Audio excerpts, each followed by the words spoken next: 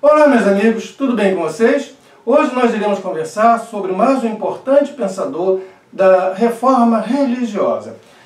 Eu me refiro a Jan Hus. Ele nasce ou no ano de 1369, ou no ano de 1372, ou no ano de 1373. Não há uma certeza entre os comentadores sobre o ano do nascimento de Jan Hus.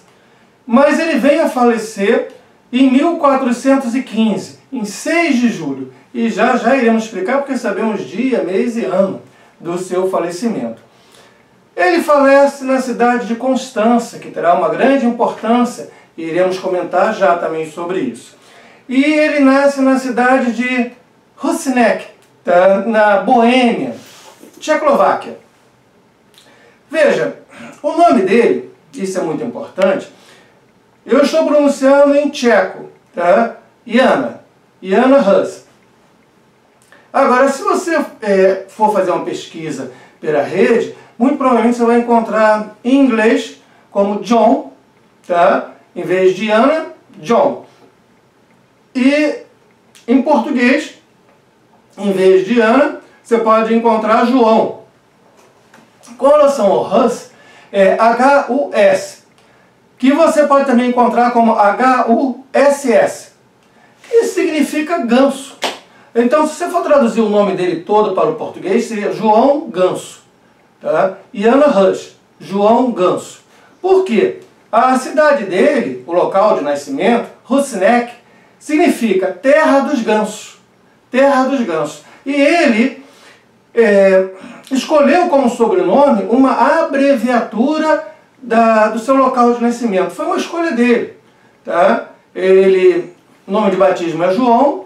Ele precisou escolher um sobrenome. Ó.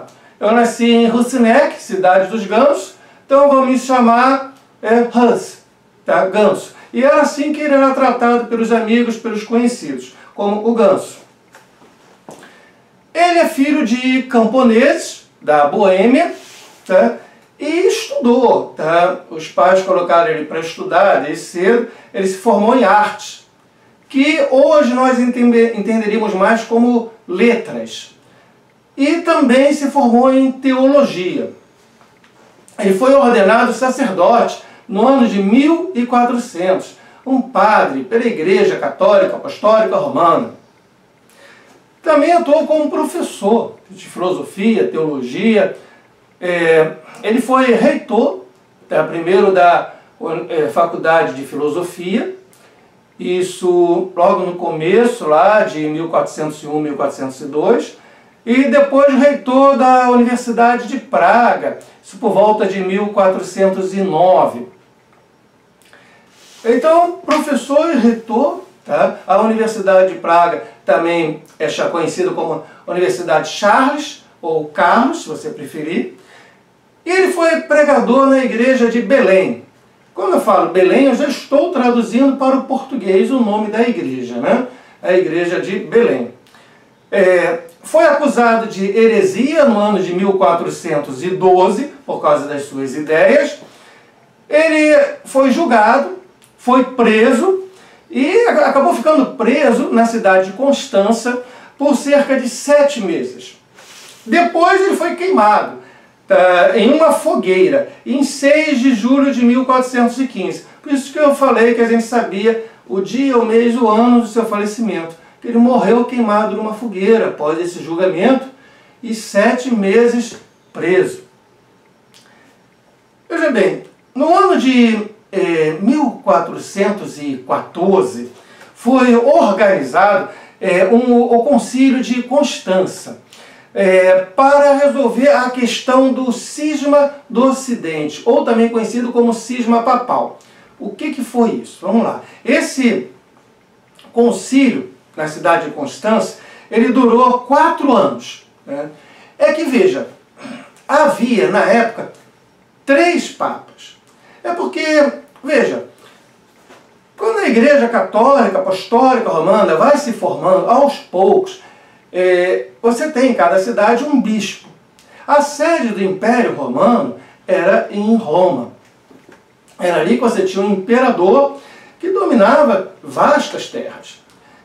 Mais tarde, o bispo da cidade de Roma, mesmo quando houve a queda do Império Romano do Ocidente, o bispo da cidade de Roma acabou aos poucos ganhando poderes à semelhança anteriormente do imperador. O imperador controlava de Roma todo o império. Então o bispo da cidade de Roma aos poucos foi ganhando poderes para controlar toda a Igreja Católica. Mais tarde passou a ser conhecido como o Papa. Então o Papa passou a ser o governante da Igreja Católica estando em Roma. Isso vai assim até que em determinado momento, 1378, para ser mais exato, o que ocorre? Há uma querela envolvendo o Papa em Roma e o rei da França. A França já era um país estruturado, a Itália não era. A Itália ainda estava dividida com vários reinados, da mesma forma que a Alemanha. Mas a França já era um país poderoso. E há um bate-boca entre os dois, entre o rei da França e o Papa. O Papa da época acaba excomungando o rei da França. E aí o rei da França invade a Itália, vai até Roma, invade Roma, captura o então Papa e leva ele para a França, no que ficou conhecido por cativeiro de Avignon, porque o Papa passou a exercer suas funções na cidade de Avignon. Pouco depois esse Papa vem a falecer, ele é substituído por outro Papa e assim vai. Mas o papado saiu da cidade de Roma e ficou na cidade de Avignon, na França. E a cidade de Roma entrou em franca decadência.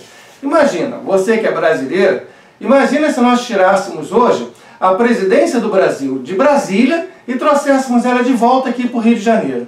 O que aconteceria daqui a 10, 20, 30 anos com Brasília? Não seria uma total decadência? Você não teria mais o centro político do Brasil ali? Você tira a presidência, tira o Congresso e traz para cá de novo para o Rio de Janeiro?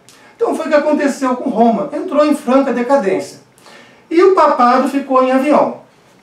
Bem, aquele primeiro papa que saiu faleceu, o rei da França que invadiu faleceu, e foram sendo sucedidos. Até que, em determinado momento, o atual rei da França, aquilo não era algo mais tão importante assim. E o Papa da época resolveu retornar para Roma. Então o Papa faz a sua mudança e leva o papado novamente para Roma. Só que pouco depois que ele começa a exercer o papado em Roma, ele vem a falecer. E aí tem de eleger um novo Papa. Ora, os cardeais, os arcebispos que estavam em Roma, elegeram um novo Papa na cidade de Roma. Só que esse Papa tinha vindo da cidade de Avignon. Então, aqueles que estavam em Avignon entenderam, não, o Papa é de Avignon. Então, nós é que vamos eleger um outro Papa. Então, elegeram um outro Papa na cidade de Avignon. Aí ficaram dois Papas, em Avignon e em Roma. Consequentemente, ambos os Papas acabaram excomungando aqueles que seguiam um ou seguiam o outro. Todos da Europa acabaram excomungados. Vários reis apoiavam um Papa e vários outros reis apoiavam o outro Papa. Para tentar solucionar o assunto, o então imperador do Sacro Império Romano Germânico organizou um concílio, o Concílio de Pisa. Só que o Concílio de Pisa não teve força política para retirar do poder os dois papas. Ou escolher um, ou dar uma solução plausível. Então, qual foi a solução encontrada com esse concílio, já que politicamente ele foi enfraquecido? Eles elegeram um terceiro papa, que ficou sediado na cidade de Pisa. Era para os outros dois papas renunciarem, só que isso não ocorreu. Então nós passamos a ter três papas. Um na cidade francesa de Avignon e dois na hoje Itália, cidade de Pisa e a cidade de Roma. Ora, cerca de 4 anos após o concílio de Pisa, o Papa João XXIII, que estava em Pisa, tentando resolver a solução e achando que ele seria escolhido o verdadeiro Papa, porque ele tinha sido escolhido por um concílio que tinha sido montado justamente para resolver essa situação, ele monta o concílio de Constança. que começa em 1414 e vai ter duração de 4 anos, com aquelas interrupções normais, pessoas retornam para as suas cidades, depois retornam novamente para Constança. Esse concílio ele há de optar para que os 3 papas renunciem, inclusive, o de Avião será excomungado, e será eleito um novo papa, acabando com o cisma papal, que vai durar, então, como eu falei, de 1378 a 1417. Então, essa é a história. Ocorre que não só vão resolver o problema dos 3 papas, como também vão tratar de casos de heresia. E aí que entra o Hus, o nosso ganso, porque ele é convidado a se apresentar em Constança para que suas ideias sejam julgadas. É o João 23 que o tinha excomungado, o Papa de Pisa, que exige a sua presença em Constança. Bem, o Rus, ao ser convocado a comparecer a este concílio na cidade de Constança, ele o faz munido de um salvo-conduto do rei e futuro imperador do Sacro Império Romano Germânico, que é o Sigismundo, de Luxemburgo. Esse salvo-conduto lhe permitiria ir apresentar suas ideias e retornar para a Boêmia em segurança. Só que não é obedecido. Assim que ele chega em Constança, apesar de ele ser bem recebido pelo Papa João 23, o único dos 3 papas que compareceu pessoalmente ao concílio, então apesar de ele ser inicialmente bem recebido, logo na sequência ele é preso e acaba ficando 7 meses preso, julgado a sua revelia, não lhe dão chances de expressar as suas ideias, de falar. Toda vez que ele tenta falar perante as pessoas ali presentes, fazem barulho, batem o pé, não deixam que ele fale. Bem, após a morte na fogueira do ganso, do Hus, ocorrerão várias guerras, porque ele tinha muitos seguidores na Boêmia, na Tchecoslováquia, não? E que esses seguidores, inclusive, são chamados de hussitas. E estas guerras, elas vão até o ano de 1434, tendo um acordo em 1436 para finalizar essas guerras, as guerras hussitas. E outra questão importante é com relação à universidade, na qual ele atuou como professor e na qual ele atuou também como reitor. Houve um conflito ali interno dentro dessa universidade, a Universidade de Praga, como eu falei, a Universidade Charles ou Carlos. Mas vamos lá. Você tem os professores, corpo docente, e você tem os alunos, o corpo discente. Olha, nesta universidade você tinha uma parcela considerável de professores e alunos que eram de origem alemã. E você tinha outros tantos que eram de origem tcheca. Ora, aonde vai se originar este conflito?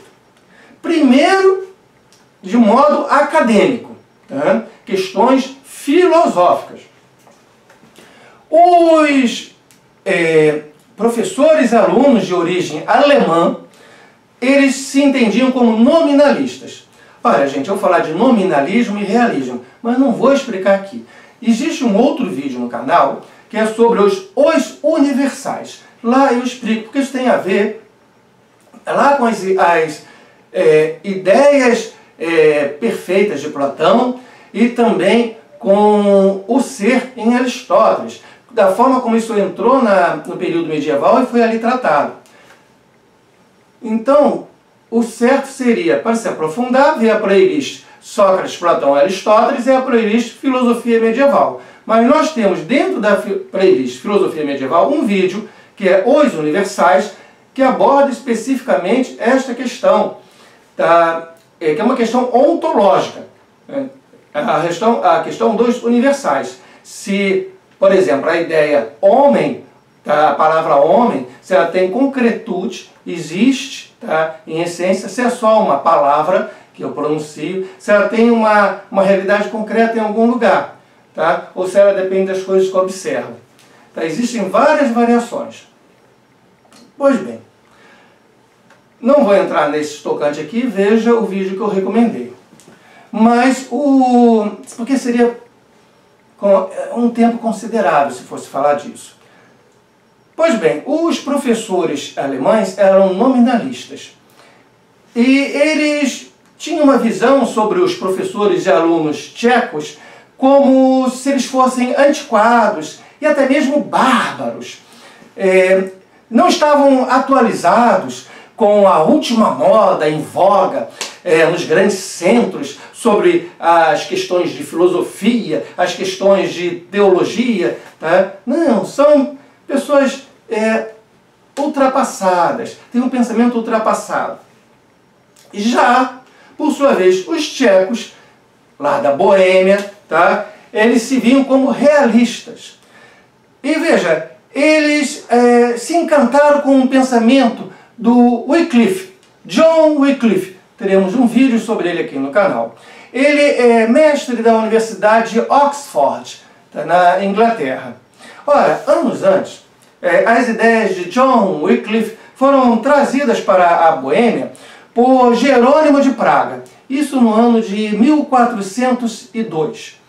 E quando essas ideias chegaram, tanto os professores e alunos de origem alemã, tanto os tchecos, identificaram o Wycliffe como um realista. Olha o problema. Tá? Na medida em que ele foi identificado como um realista, os professores de origem alemã e alunos rejeitaram o pensamento do Wycliffe.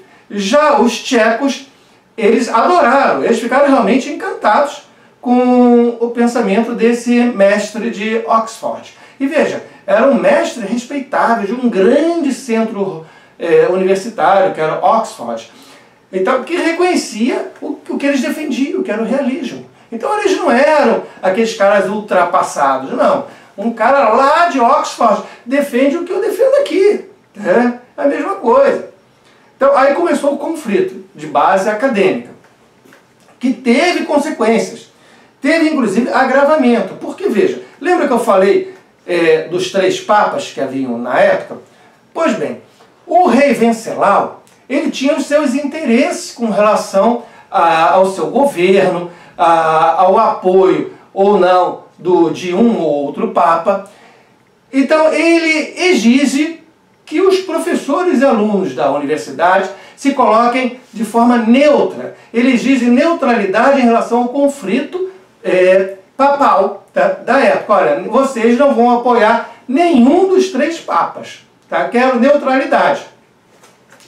Agora, o corpo docente e discente, que era tcheco, tá? Ele se manteve em neutralidade como queria o rei Venceslau. Beleza. Só que os alemães, eles apoiaram explicitamente o Papa de Roma. Tá? Ora, havia o cisma papal, como eu falei, de 1378 a 1417. E um desses 3 papas, o de Roma, ele era contrário aos interesses do rei Venceslau. Então, olha como o conflito se alastrou. O rei Venceslau não gostou nem um pouco disso. Tá? E a consequência direta, porque veja, vai ter votação, o rei Venceslau vai dizer que cada voto dos tchecos, os professores, alunos, vai valer por 3, tá? Em relação aos votos dos alemães. Esse conflito vai se ampliar ao ponto que em 1409, tá, nós teremos a saída desses professores e alunos da Universidade de Praga para fundar uma outra universidade, a Universidade de Leipzig. Tá? Então, essa universidade será fundada por professores e alunos de origem alemã, que deixam a Universidade de Praga. Bem, o Hus, tá? Voltemos então ao Hus, já explicamos o contexto, que é o conflito tanto acadêmico, que é onde vai começar, tanto depois pelos interesses do rei Venceslau, e exigindo neutralidade em relação ao cisma papal. E agora iremos retornar então ao Hus, o contexto já está colocado. O Hus, ele há de se apresentar como um reformador tcheco. As suas ideias são baseados no pensamento de John Wycliffe. Lembra? Ele entrou em 1402 na Boêmia, as ideias dele, deu aquele conflito na universidade. Então, tá? O Hus teve vários seguidores, tá? Muitos realmente na Boêmia. E esses seguidores passaram a ser conhecidos por hussitas, tanto que depois teremos as guerras hussitas. Ele morreu, tá, queimado na fogueira, mas cantando. Ele morreu cantando o Cântico de Davi. Para só lembrar do que eu estou falando, é mais ou menos assim, ó. Jesus, filho de Davi, tem misericórdia de mim. Tá? Você dá uma procurada, é mais ou menos assim. Jesus, filho de Davi, tenha misericórdia de mim. Então ele morreu cantando isso, gente. Gente, tá? Se você está gostando, deixa o teu comentário aí no canal, tá? E se inscreve, tá? Para fazer parte aqui da nossa comunidade. Bem, gente, vamos prosseguir, tá? O Hus, ele defendia o sacerdócio universal dos crentes, que depois Lutero também vai defender. Ou seja, todo mundo, tá, pode e deve ser um pastor, pode e deve levar a mensagem de Deus. E deve se comportar com a dignidade adequada a um sacerdote. Ele defendia que a maior autoridade da igreja é a Bíblia. Sim, gente, os escritos sagrados. Não tem concílio, não tem papa, não tem arcebispo, padre, não. A maior autoridade é o que está escrito ali na Bíblia. É isso que vale. Ele defende a justiça social, gente. Uma sociedade igualitária. Na época dele, você tinha os camponeses muito pobres na Boêmia, e você tinha os nobres, ricos, e a Igreja Católica riquíssima. Não, não pode haver essa diferença tão grande. Então ele defendia uma justiça social e uma sociedade mais igualitária. Ele defendia também que a comunhão, sabe, a Eucaristia, pão e vinho, fosse dada a todos. E veja, isso é uma característica dos hussitas, porque veja, na Igreja Católica, na comunhão, você dá a hóstia, que é o pão, mas você não dá o vinho.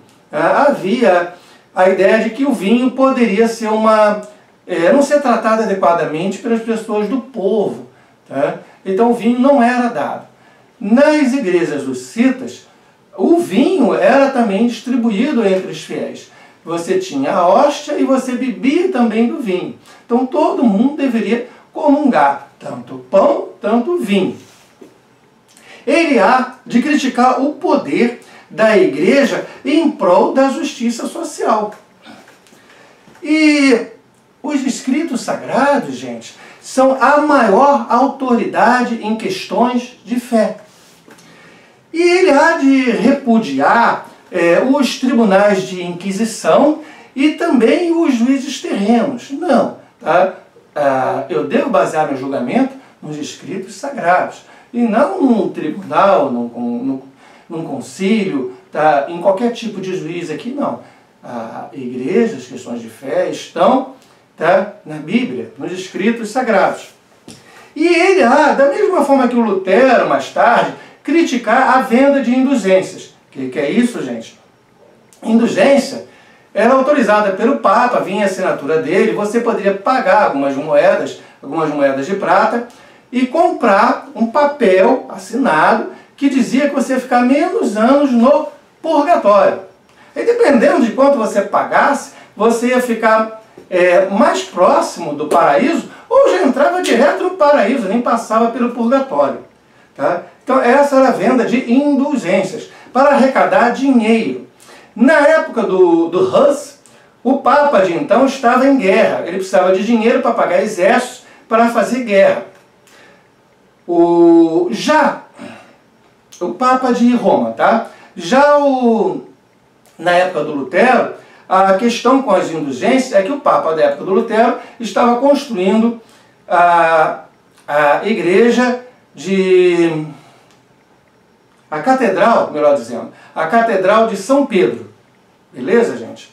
Ela é linda, belíssima, não, até hoje. Mas precisava de dinheiro, então obter dinheiro dos alemães vendendo indulgências.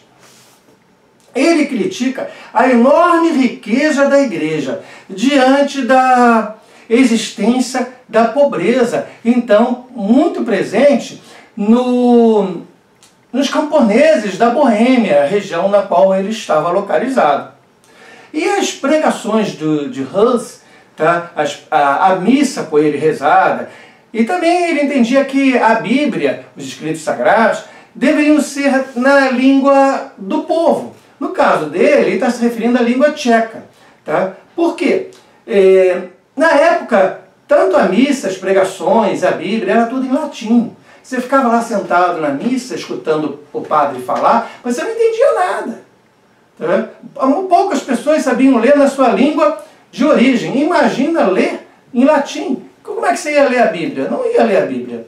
Tá? E nem ia entender a pregação do padre. Não tinha como. E ele há de condenar também a prática da simonia. O que é isso?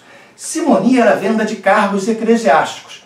Veja, se você é de uma família nobre, você tem um filho, quer que vou colocar ele na igreja, você não vai deixar ele começar como monge ou como padre. Não.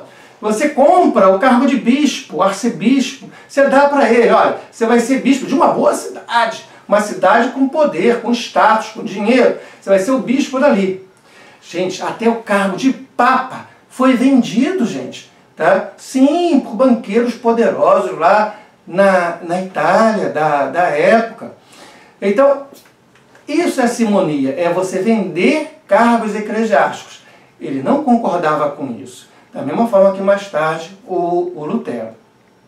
O Hus também condenava o estilo de vida imoral do clero de sua época.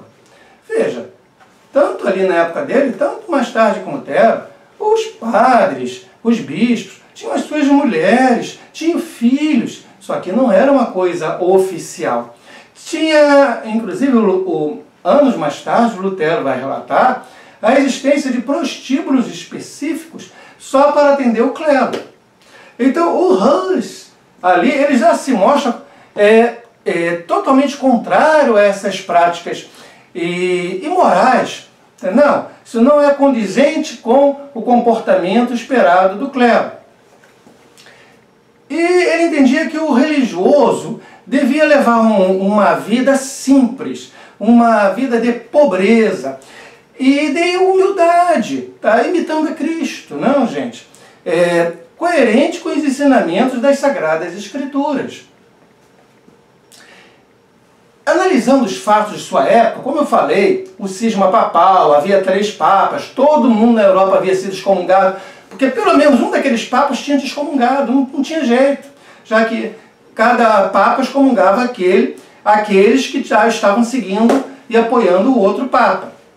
Então, todos esses fatos de sua época, a imoralidade presente no clero, os padres com mulheres, com filhos, com prostitutas, a venda de cargos eclesiásticos, a venda de indulgências, que inclusive o Hus dizia o seguinte: você quer ser perdoado, se ajoelha, reza para Deus, depois que você terminar de orar a Deus, pode se levantar que você está perdoado. Você não precisa pagar dinheiro algum para quem quer que seja.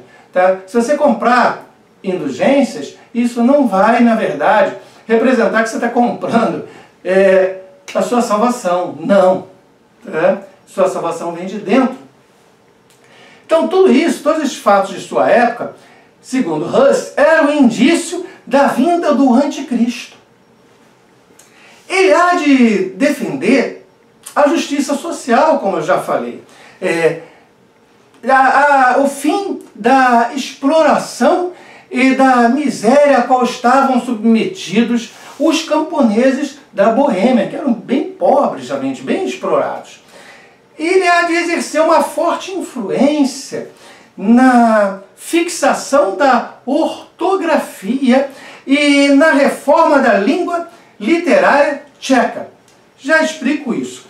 Porque ele foi o responsável pela introdução dos acentos, sabe? Acentuação gráfica, para que cada som que eu falo correspondesse a um único símbolo escrito.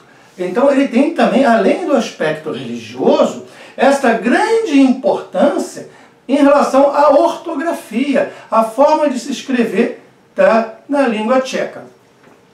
E com relação às mulheres, ele tem um posicionamento muito interessante para a época em relação às mulheres. Veja, ele entende que as mulheres têm os seus direitos presentes já na Bíblia. Ele entende também que as mulheres são feitas à imagem e semelhança de Deus da mesma forma que o homem. E ele entende que essas mulheres nada devem temer ao homem. E que elas podem sim pregar o Evangelho. E elas podem sim lutar nas guerras, como de fato há de ocorrer nas guerras hussitas. Várias mulheres vão participar guerreando, tá? Como guerreiras ao lado dos homens. Isso aí para as feministas de plantão. Uma outra questão importante, a transubstanciação do pão e do vinho na Eucaristia. O que é isso, gente? Para a Igreja Católica Apostólica Romana, tá? Na hora da comunhão, na Eucaristia, você tem o pão e o vinho. Ocorre um milagre ali, né, em que o pão é transformado na carne de Jesus e o vinho no sangue de Jesus. É um milagre, essa é a transubstanciação. O Wycliffe, tá, ele discorda disso. Mais tarde, o Lutero também há de discordar disso. Para o Lutero, nós vamos ter a consubstanciação. O que é isso, gente? Se eu pego uma barra de ferro e ponho ela no fogo, a ponta vai ficar vermelha, vai ficar em brasa. Mas o ferro continua sendo ferro e o fogo continua sendo fogo. Naquele momento, o ferro e o fogo estão juntos, mas cada qual é a mesma coisa, não muda. O ferro não é fogo, o fogo não é ferro, mas estão juntos. Então, na consubstanciação, o corpo de Cristo e o pão estão juntos. O sangue de Cristo e o vinho estão juntos, mas não são a mesma coisa. Tá bom? Olha, o Hus, ele há de entender que a transubstanciação, ou seja, a transformação do pão e do vinho no corpo e no sangue de Jesus, ocorre sim durante a Eucaristia. Ela ocorre. Então ele há de concordar com a Igreja Católica nesse tocante. Ele só vai fazer uma ressalva. Tá? Ele há de negar que o sacerdote tenha o poder de realizar essa transformação. Não é o sacerdote, tá? Mas a transformação ocorre ali na Eucaristia. Outra coisa, entre os protestantes, a partir de Lutero, nós temos, dentro da doutrina protestante, a sola fide, ou seja, só há salvação pela fé. Tá? Que aí temos uma negação das obras, da prática de boas obras. Se você tem fé, você não precisa ter obras. Você tem fé, você se salva. Né? No último momento da sua vida, você foi inspirado pela fé, você se salva, mesmo que tenha tido uma vida cheia de pecados. O Hus diz que não é bem assim não. A fé é importante, tudo bem. Agora, a caridade e a prática de boas obras, tá? É importante sim para a sua salvação. Tá? Você precisa praticar boas obras inspirado pela caridade. Tá? É esse o pensamento. Então ele não vai concordar com a salvação somente pela fé do Lutero, que virá depois. Não. E o Hus há de criticar a veneração, então muito comum, para com os santos e também para com Maria, Mãe de Deus, Virgem Maria. Não, ele critica isso, isso não pode haver, tá? Isso não está na Bíblia, é errado. E, gente, o Hus, tá? O Jan Hus, em tcheco, não? Jan Hus, dizem, você tem vários comentaristas que afirmam, desde a época do Lutero, que quando ele estava sendo encaminhado para a fogueira, para ser queimado, ele se virou para o carrasco e falou uma frase. Na verdade, uma profecia. Algo mais ou menos assim. Vocês hoje estão queimando um ganso, mas dentro de um século encontrar-se-ão com um cisne. E este cisne vocês não poderão queimar. Ora, o ganso é uma referência a ele próprio, o Hus, ganso, não? E veja, ele falece no ano de 1415, e se a gente pensar, 102 anos depois, no ano de 1517, nós vamos ter o Martinho Lutero, o Martin Luther, que ele há de afixar na porta da igreja do castelo de Wittenberg as suas 95 teses contra a venda de indulgências. Então, o Lutero seria o cisne da profecia do Hus. Agora, há outros comentadores que dizem, não, essa lenda não é bem assim, ele não falou isso para Carrasco. Isso se originou de uma carta que ele teria escrito, porque durante os 7 meses que ele ficou preso em Constância, aguardando o resultado do seu julgamento, a fogueira no caso, ele escreveu várias e várias cartas, não lhe faltou papel e tinta. Tá? Ele escreveu várias cartas, e numa dessas cartas escritas durante seu período na prisão, ele teria demonstrado a esperança de que pássaros mais fortes que ele surgiriam para continuar o seu trabalho. Tá? Veja, pássaros, ele é o ganso, o Lutero seria então o cisne, estamos falando de pássaros. Então, pássaros mais fortes que ele iriam surgir para continuar o seu trabalho. De qualquer forma, o Lutero passou a ser associado ao cisne, tá? Por causa desta profecia. Gente, olha, o Iana Hus, ele é muito importante para entender não somente a reforma, o pensamento religioso, mas também a evolução do pensamento ocidental do século XV, XVI em diante. Olha, muito obrigado pela presença até aqui. Valeu, até mais!